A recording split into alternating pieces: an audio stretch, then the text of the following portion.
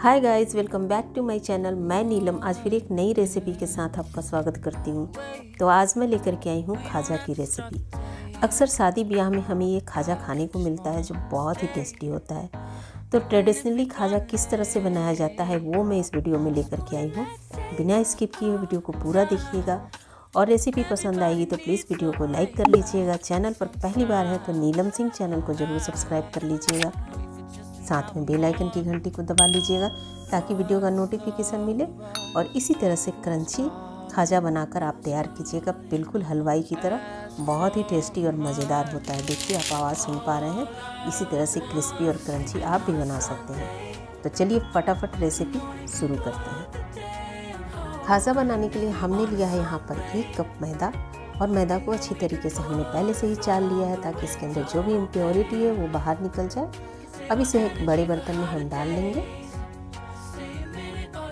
खाजा बनाने के लिए हम इसमें किसी भी तरह का मोयन का इस्तेमाल नहीं करेंगे। ट्रेडिशनली खाजा जब भी बनता है इसमें मोयन का इस्तेमाल हलवाई लोग बिल्कुल नहीं करते हैं। अब हम थोड़ा थोड़ा पानी डाल करके इसका एक डो तैयार करेंगे। खाजा के लिए हम जो भी डो तैयार करते हैं एकदम सॉफ्ट डो तैयार करते हैं, ना ही ज़्यादा कड़ा हो और ना ही बहुत गीला हो। जैसे पूड़ियों के लिए आटा हम तैयार करते हैं ना, उस तरह से हम इसका डो तैयार करेंगे। इस तरह से हमने मैदा को गूँथ लिया है। अब इसे हम करीब 20 से 25 मिनट के लिए रेस्ट पर छोड़ देते हैं। अब हम यहाँ चलते हैं खाजे के लिए चाशनी तैयार करेंगे। गैस पर हमने रखा है पतीला और यहाँ पर हम डालेंगे 1 कटोरी चीनी। ग्राम से कहें तो 200 ग्राम चीनी यहाँ पर ऐड करेंगे। और यहाँ पानी डालेंगे 1 कटोरी से थोड़ा सा कम हम पानी इसमें डालेंगे।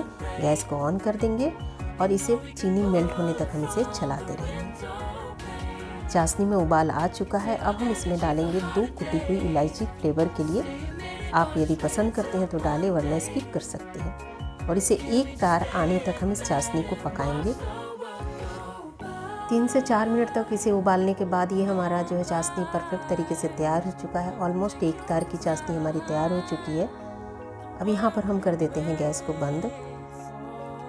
अब चलते हैं हम खाजा के लिए साटा तैयार करेंगे। यहाँ हमने 1 कटोरी लिया, इसमें हमने डाल दिया है 4 बड़ा चम्मच मैदा और इसमें हम डालेंगे रिफाइन ऑयल।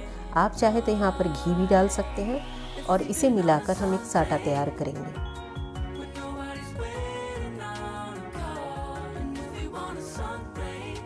इस तरह से हम इसे घोल लेंगे मैदे और रिफाइन को। आप चाहे तो इससे कम घी भी डाल सकते हैं।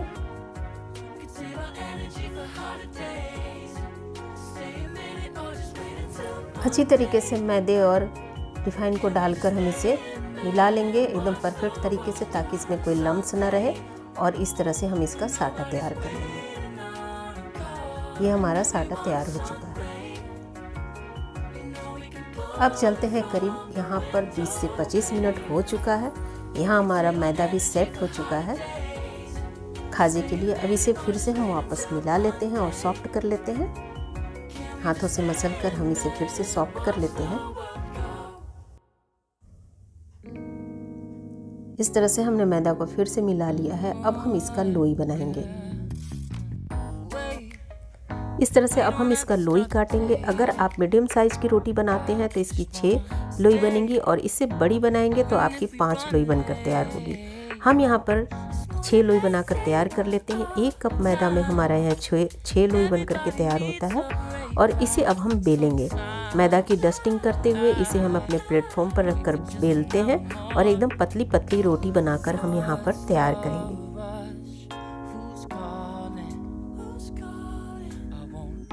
इस तरह से एकदम पतली रोटी हम यहाँ पर बनाकर तैयार करेंगे।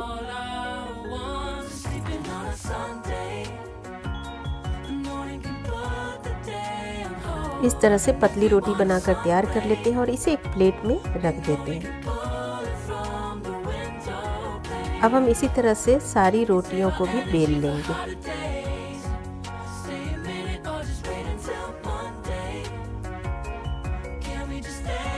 और उसे भी हम इसी प्लेट में रखते रह जाएंगे। 6 की 6 रोटियां हमने बेल करके तैयार कर ली है। इसमें एक रोटी को हम सबसे बड़ी बनाएंगे।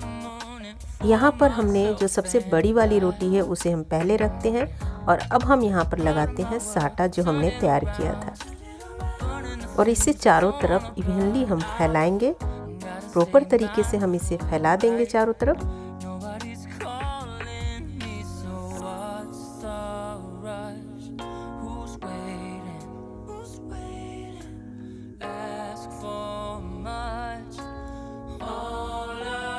इस तरह से साटा फैलाने के बाद हम ऊपर से दूसरी रोटी को रखेंगे और हल्का हाथों से इसे हम प्रेस करेंगे। बहुत ज़ोर से इसे हम प्रेस नहीं करेंगे।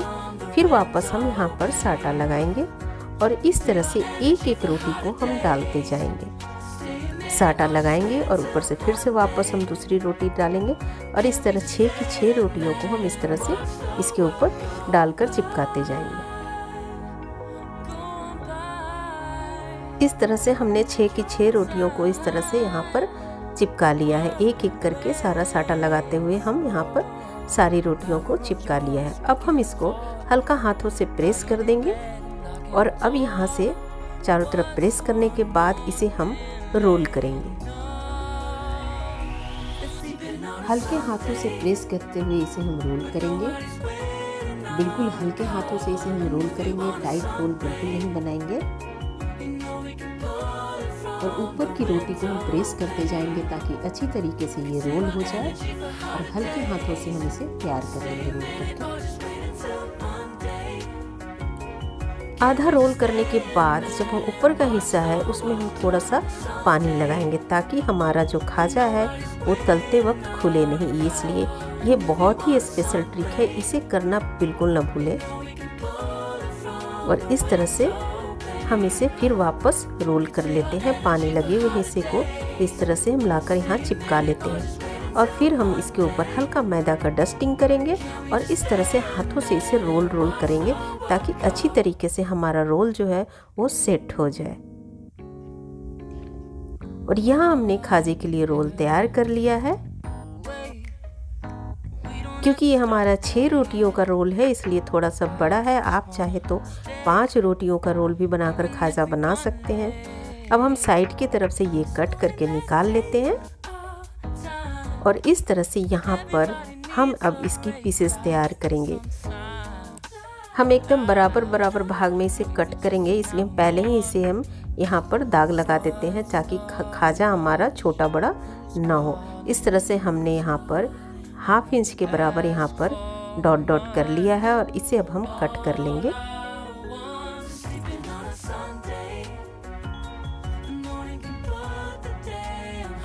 और ये हमारा 10 पीसेस कट कर तैयार हुआ है। इस तरह से हमारा ये रोल तैयार होता है। आप देख पा रहे हैं हमने 10 पीसेस में से कट कर लिया है।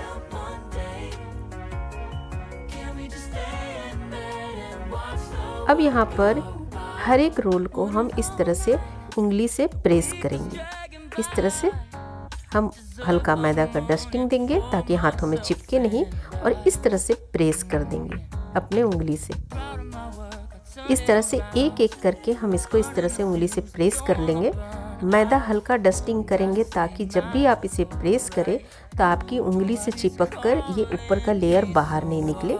इसलिए हल्का मैदा का डस्टिंग करते हुए इसे हम प्रेस कर लेंगे और एक एक करके सारे पीसेज को हम प्रेस करके रख लेते हैं। इसको तैयार करके रख लिया है एक प्लेट में। अब चलते हैं इसे बेलने के लिए।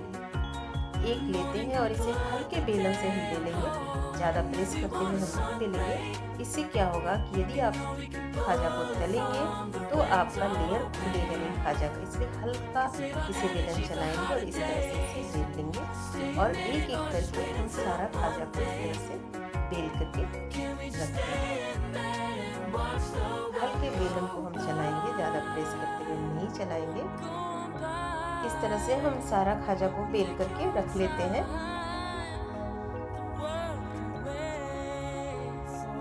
अब चलते हैं हम फ्राई करने के लिए। यहाँ हमने तैयार कर लिया है सारा खाजा को बेल करके।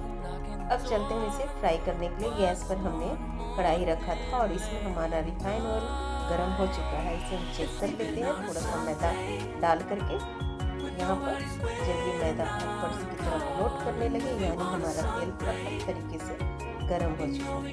अब यहाँ हम डालेंगे खाजे और गैस का फ्लेम लो टू मीडियम ही रखेंगे। जब भी खाजा फ्राई करें आप लो टू मीडियम ही रखिए, हाई फ्लेम पर बिल्कुल भी खाजा को फ्राई नहीं करने, वरना आपका खाजा का लेयर बिल्कुल नहीं। और इस तरह से हम यहाँ पर डाल देते हैं कढ़ाई में 2 से 3, जितना भी आपके कढ़ाई में एडजस्ट होता है आप उतना डालें। और इसे करीब हम 1 मिनट के लिए छोड़ देते हैं, फिर इसे धीरे धीरे पलटेंगे।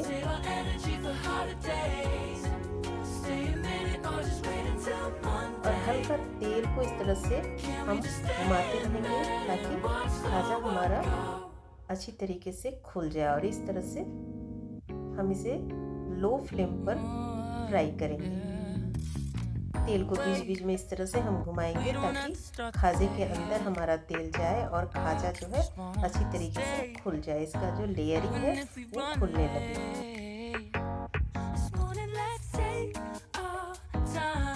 करीब 6 से 7 मिनट लगता है खाजा को फ्राई करने में। और यहाँ हम गैस लो टू मीडियम ही रखते हैं। और आप देख पा रहे हैं कि खाजा का लेयर खुलने लगा है। देखिए कितनी अच्छी तरीके से ये खाजा जो है वो एकदम बिल्कुल ही परफेक्ट तरीके से लेयर जिसका बना हुआ है वो खुल रहा है। लग रहा है ना बिल्कुल हलवाई की तरह ये बनकर तैयार हो रहा है। और यह हमारा खाजा फ्राई हो चुका है, इसे अब हम निकाल लेते हैं।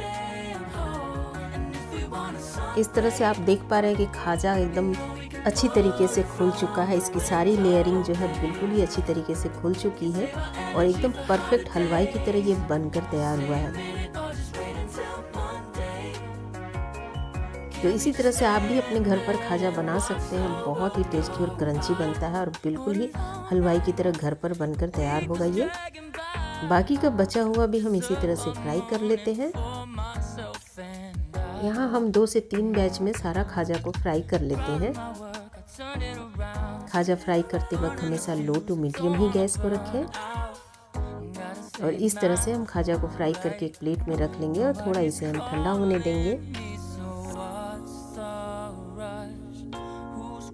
ऑलमोस्ट हमारा सारा खाजा जो है फ्राई हो चुका है। खाजा सब हमारा फ्राई हो चुका है। अब चलते हैं नेक्स्ट प्रोसेस में। चाशनी हम थोड़ा गुनगुना गरम कर लेते हैं क्योंकि चाशनी हमारा ठंडा हो चुका है। यहाँ हम थोड़ा सा गुनगुना गरम करेंगे, ज़्यादा गरम नहीं करेंगे चाशनी को। और इस तरह से अब हम खाजा को इसमें डालेंगे और थोड़ा सा डिप करेंगे। चारों तरफ चाशनी को डालेंगे और फिर इसे हम निकाल लेते हैं एक ट्रे में। ज़्यादा देर हम खाजा को चाशनी में नहीं छोड़ेंगे, बस थोड़ी देर के लिए इसे हम डिप करेंगे और फिर इसे हम निकालेंगे। इसके अंदर एक्स्ट्रा चाशनी जो है उसे हम निकाल देंगे।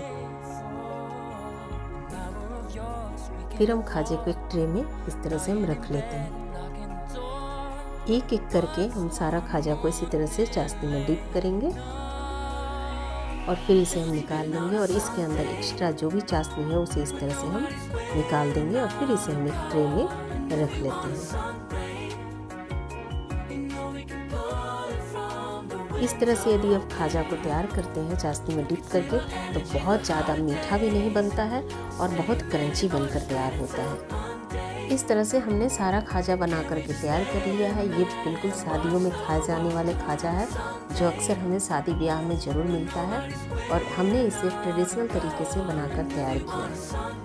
यदि आपको मेरी रेसिपी अच्छी लग रही है तो ज़रूर ट्राई कीजिएगा अपने घर में और अपना एक्सपीरियंस कमेंट बॉक्स में ज़रूर बताइएगा। और इसे मैं दिखा रही हूँ कि कितना क्रिस्पी और क्रंची बनकर ये हमारा खाजा तैयार हुआ है। रेसिपी पसंद आ रही है तो प्लीज़ वीडियो को लाइक कर लीजिएगा। चैनल पर पहली बार हैं तो नीलम सिंह चैनल को ज़रूर सब्सक्राइब करिएगा। साथ में बेल आइकन की घंटी दबा लीजिएगा ताकि वीडियो का नोटिफिकेशन मिले और इसी तरह से हमारी नई नई रेसिपी को एंजॉय कर पाए। धन्यवाद।